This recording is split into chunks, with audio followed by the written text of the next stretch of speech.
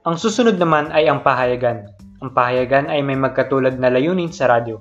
Ang magbahagi ng mga kaganapan sa lipunan o sa kung anumang pangyayari sa paraan ng paglilimbag. Maaari itong maging pangkalahatan o may focus na interest. Ito ay may dalawang uri, ang broadsheet at ang tabloid.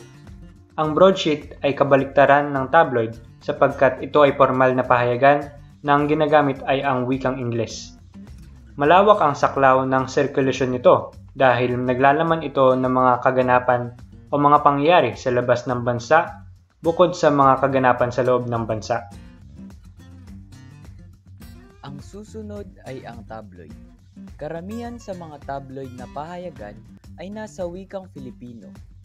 Kung kaya, mas tampok ang pagbili ng masa sa uri ng pahayagan na ito.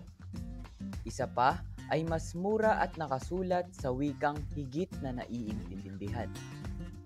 Ang tabloid ay mayroong malalaki at laganap na headline na naglalayong umaakit kaagad-agad sa mambabasa.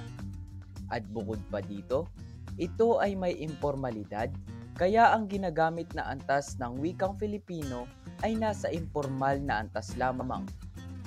Mayroon ding mga regional na pahayagan. Ito ay nasa wikang Ilocano, Bicolano, Cebuano, Waray at Hiligaynon. At hindi lang iyon, pwede rin ito makita gamit ang internet o digital na anyo. Tiyak na naging malaki ang pagbabago ng radyo at pahayagan sa pagdaan ng panahon.